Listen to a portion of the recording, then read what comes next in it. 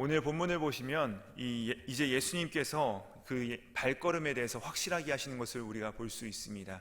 바로 예루살렘으로 확정되어 나아가는 이야기로부터 시작되는 것을 우리가 볼 수 있는데, 예수님께서 그 앞길에 대해서, 그 발걸음에 대해서 말씀하실 때 이제 우리가 예루살렘으로 올라갈 때 이 선지자들을 통하여서 기록된 모든 것이 바로 자신에게 이루어지게 될 것인데, 이제 곧 이방인들에게 넘겨지고 또 능욕당하고 침뱉음 당하고 채찍질 당하고 죽을 것이나 제3일 만에 살아날 것이다 라고 예수님께서 이 예루살렘에 이르시면 어떤 고난을 당하실지에 대해서 아주 구체적으로 자세하게 또 마음 아프시게 이야기를 합니다.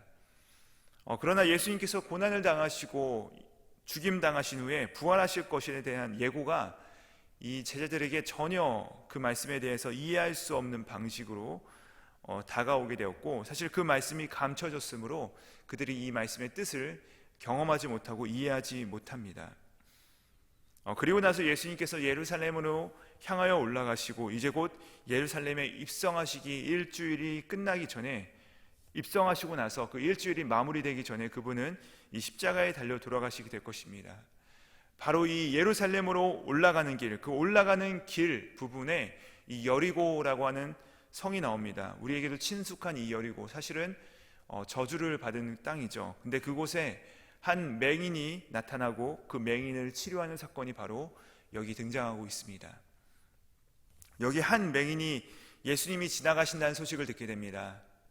그런데 이 맹인은 예수님을 부를 때 굉장히 놀라운 표현을 쓰고 있는 것을 우리가 볼 수 있습니다. 자, 일단 주위 사람들이 예수님을 뭐라고 부르고 있습니까? 예수님을 향하여서 이렇게 부릅니다. 나사렛 예수라고 부릅니다.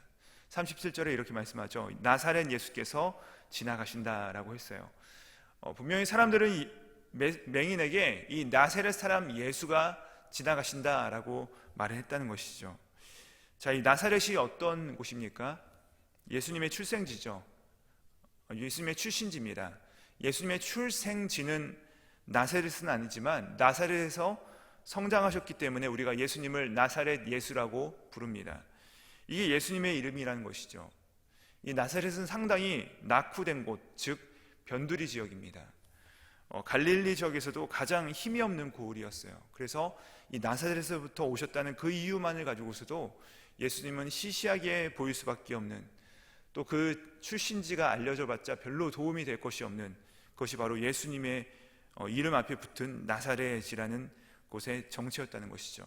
그런데 이 나사렛 예수께서 오신다는 말을 듣고 이 맹인은 나사렛 예수여 라고 부르지 않습니다. 38절 보니까 이렇게 부릅니다. 외쳐 이르되 다윗의 자손 예수여 나를 불쌍히 여기소서 라고 소리 지르고 있다는 것입니다. 다윗의 자손 예수, 이 별 볼 일 없는 변두리 지역에서 오신 나사렛 예수가 아니라 이 맹인이 사모하고 있는 이 다윗의 자손이 누구입니까? 바로 선지자들과 예언자들이 바로 선포한 그분, 바로 예수 그리스도가 아니시겠습니까? 바로 그들을 구원할 새로운 왕, 이 새로운 이스라엘, 새로운 시대를 이끌어갈 왕, 바로 그가 이 다윗의 자손, 그가 바로 그리스도라고 그가 외쳐 부르고 있다는 것이죠.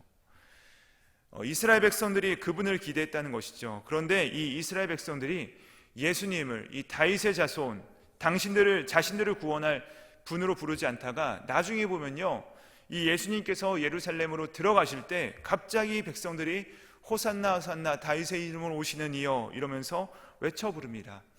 자, 그렇다면 사실 이 다윗의 자손 예수여라는 이 부름을, 이 외침은 어디서부터 시작됐느냐 보시면요, 바로 이 여리고의 이 맹인으로부터 시작됐음을 우리가 볼 수 있습니다. 자, 이 맹인 한 사람의 외침이 결국에 그 수많은 사람들의 외침으로 이어졌다는 것을 볼 수 있는 그 놀라운 고백이라는 것이죠. 여러분, 이 맹인은요, 예수님을 나사렛 예수가 아니라 다윗의 자손이라 불렀을 때, 이 예수님을 왕이라고 불렀을 때 거기에 이어서 그가 간구한 말, 나를 불쌍히 여기소서라고 하는 말이요, 그냥 나를 좀 불쌍히 여겨주세요, 나를 좀 돌아봐 주세요 라는 얘기가 아닙니다. 이 당시에 나를 불쌍히 여기소서라는 외침은 그 왕 앞에서 정말로 백성들이 자신들의 억울함을 품고 나아가서 외치는 부르짖음이었다는 것이죠. 왕 앞에 나가서 자기의 모든 사정을 내어놓고 왕이여 나를 불쌍히 여겨서 나의 문제를 좀 해결해 주십시오 라고 하는 것, 이 백성의 음성이었다는 것입니다.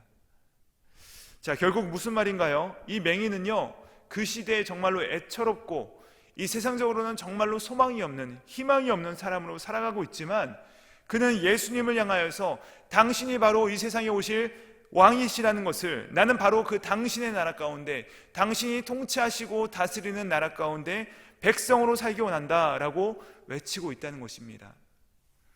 그냥 단순히 좀 어려우니까 좀 도와달라, 힘드니까 좀 나를 좀 살려달라, 내가 좀 불편하니까 나를 좀 고쳐달라, 그러한 간구 정도가 아니라 그는 예수님께 향하여 나의 왕이시여, 나의 주인이시여, 당신이 새로운 나라를 이 땅 가운데 가지고 오실 터인데 내가 바로 그 나라에 가고 싶습니다.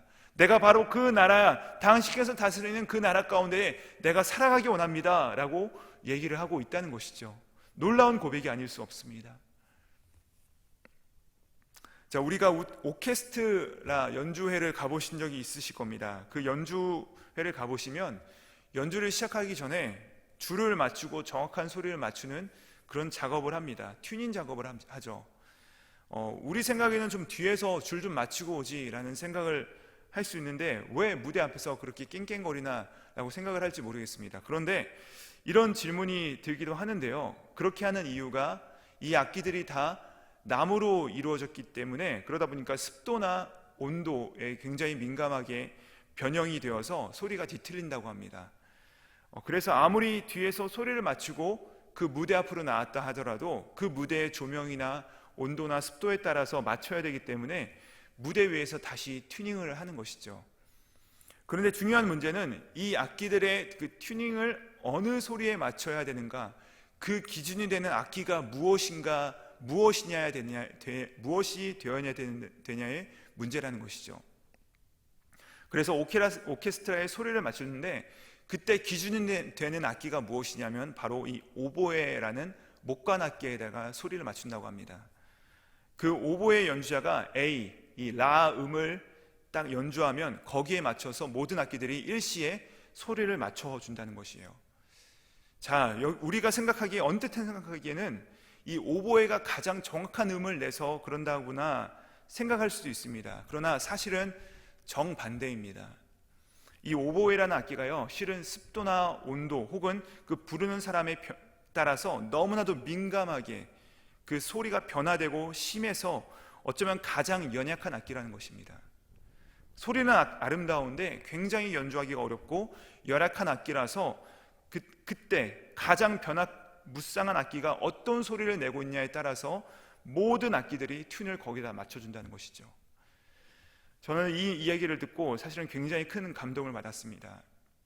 이 이야기를 듣는 순간 이 오케스트라에 이 복음의 공동체의 그림자가 숨어 있구나라는 생각을 하게 되었습니다. 그냥 무조건 큰 소리를 내는 악기에 맞춰라, 혹은 가장 돋보이고 가장 화려한 악기에 소리를 맞춰라가 아니라 가장 연약한 상황에 있는 악기에, 그 형편과 그 상황에 따라서 모든 사람이 맞추어가더니 아름다운 연주가 흘러나오더라. 여러분, 이 맹인과 같은 사람의 목소리에 반응하고 맞춰질 수 있는 나라가 바로 이 하나님의 나라인데 라는 사실에 우리는 좀 충격을 받아야 될 것 같습니다.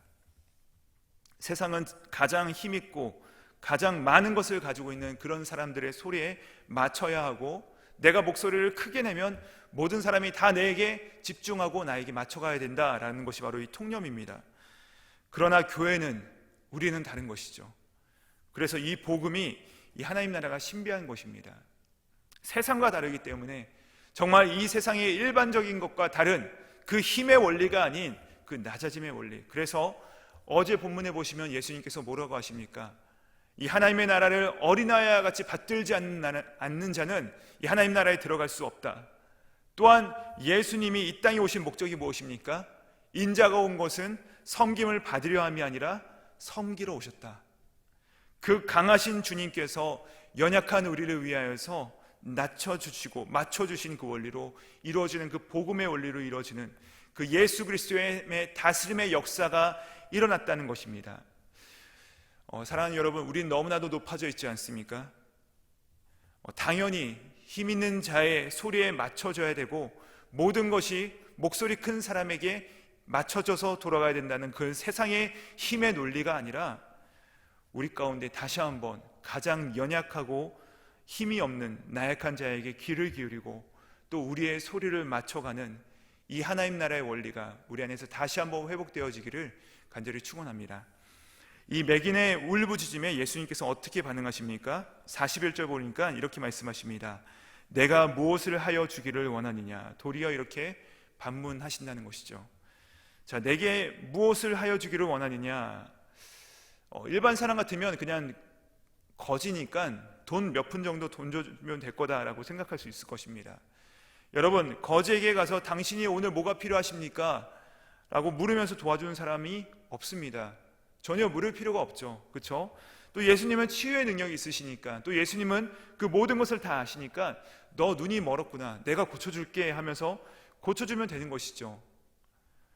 그냥 너가 필요한 것이 뭐냐고 물으실 필요가 없으세요. 그냥 네가 무슨 말이 그렇게 많냐 하면서 그냥 고쳐주시고 도와주시면 되는 것입니다. 그것이 바로 우리의 일반적인 사고가 아닙니까?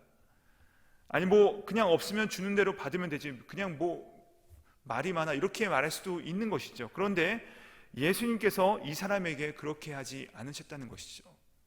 그런 분위기가 전혀 아닙니다. 이렇게 말씀하세요. 내가 무엇을 내게 하여 주기를 원하느냐? 여러분, 이것은 굉장히 인격적인 질문입니다. 각 사람의 마음을 아시고 전능하신 예수 그리스도께서 길에서 만난 구어라는 맹인에게 할지라도 그의 인격을 지켜주시고 그 사람의 그 마음의 중심에 어쩌면 가장 어려운 질문을 던진 것입니다. 네 마음속에 정말로 의미 있는 것이 무엇이냐? 너에게 가장 귀한 것이 무엇이냐? 너는 정말로 무엇을 원하느냐? 라고 예수님께서 질문하신 것입니다. 우리 사랑하는 예수님께서 우리에게도 이렇게 다가오시지 않으셨습니까? 우리가 일상을 살아갈 때 하나님이 다 아시니까 주님, 기도하고 간구하기도 이전에 내 앞에 필요한 것을 차곡차곡 다 챙겨주시면 좋겠습니다. 그런 인생이면 우리가 얼마나 좋겠습니까? 아무런 걱정 없이 그냥 굴곡 없이 쉽게 가는 인생이었으면 좋겠는데, 근데 우리 주님께서는 결코 우리를 그렇게 내버려 두지 않으시죠. 그냥 쉽게 가면 안 될까요? 라고 하는데 주님께서는 안 된다라고 말씀하시며 때로는 우리의 속을 휘저으시고 또 우리의 인생길을 때로는 꺾으시기도 하시고 비틀기도 하시며 우리를 계속해서 우리 마음 가운데 질문을 던지는 것이죠. 너의 인생이 무엇이냐? 도대체 어떻게 살아야 하나? 나는 정말로 내 인생 가운데 중요한 것이 무엇인가? 내 인생에 있어서 정말로 나를 사랑하는 분은 누구신가? 이런 질문들을 끊임없이 하도록 나를 흔들어 놓으시는 이 하나님, 나를 버겁도록 나에게 다시 한번 질문하시는 그 예수님을 겪곤 한다는 것입니다. 그냥 내 인생 가운데 오셔서 그냥 주는 대로 받아 먹어가 아니라 나로 하여금 다시 한번 인격적으로 다가오시고 진정으로 중요한 것이 무엇인지 다시 한번 물어보시는 그 하나님을 우리가 경험했다는 것이죠. 자, 이제 맹인이 뭐라고 답을 합니까? 이렇게 대답을 합니다. 주여, 보기를 원합니다. 눈을 뜨기 원합니다. 자, 그러니까 예수님께서는 눈만 뜨게 해주시면 되시잖아요. 근데 그렇게 하지 않으십니다. 42절에서 이렇게 말씀하십니다. 42절 말씀입니다.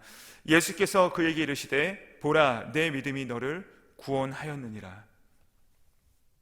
예수님께서 지금 맥인에게 주시는 것은 그 육체의 눈이 띄어지는 것뿐 아니었다는 것이죠. 이렇게 말씀하시는 것입니다.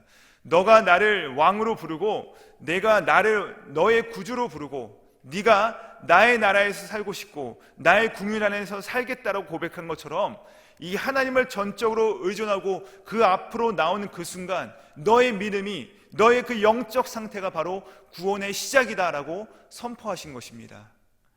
바로 비록 육신의 눈이 띄어진 이 놀라운 일인 것이죠. 참 감사한 일입니다. 그러나 그것보다 더 중요한 것은 그의 눈이 띄어졌는데 그 띈 눈을 가지고서, 그 띄어진 눈을 가지고서 이전에 보지 못하였던 세상의 추악한 것을 보면서 살아간다면 그것이 어떻게 축복이 될 수 있겠습니까? 그러나 그에게 믿음의 역사가 일어나고 그가 예수 그리스도를 영접하고 그 안에서 새로운 이 하나님 나라의 백성이 되었다는 그 역사를 체험했기 때문에 바로 이 사건이 그에게 있어서는 놀라운 은혜요 축복이었다는 사실이시죠. 그래서 의미가 있는 것입니다. 자, 그러자 어떻게 됩니까? 43절의 말씀입니다. 곧 보게 되어 하나님께 영광을 돌리며 예수를 따르니, 자, 여기 보시면 따르다, follow라는 말씀이 나옵니다. 굉장히 의미가 있는 단어라고 생각이 되어집니다. 여기 이 따르다라는 말은요, 그냥 더 깊은 의미가 있어요. 그냥 단순히 쫓았다는 말이 아니라 더 깊은 의미가 있습니다. 바로 제자가 되었다는 것입니다. 예수님의 발자취를 따르기 시작했다는 것입니다. 그가 예수님의 팔로워가 되었다는 것이죠. 참 놀라운 말입니다. 이제부터 그는 예수 그리스도의 제자로서 예수님의 뒤를 그가 따라가고 있는데 어디까지 따라갈까요? 다름이 아니라 바로 예루살렘으로 따라갔습니다. 또 그 맹인의 외침이 수많은 그 종려일에 모였던 모든 사람들로 하여금 그 종려나무가지를 들고 외쳤던 그 사람들의 외침이 되었을 것입니다. 다윗의 자손 예수여, 우리를 구원하소서. 그뿐 아니라 이 맹인은 이제 볼 수 있게 된 그 눈을 가지고서 예수 그리스도의 고난과 예수 그리스도의 십자가 사건, 예수 그리스도의 부활 사건을 직접 목격했을 것입니다.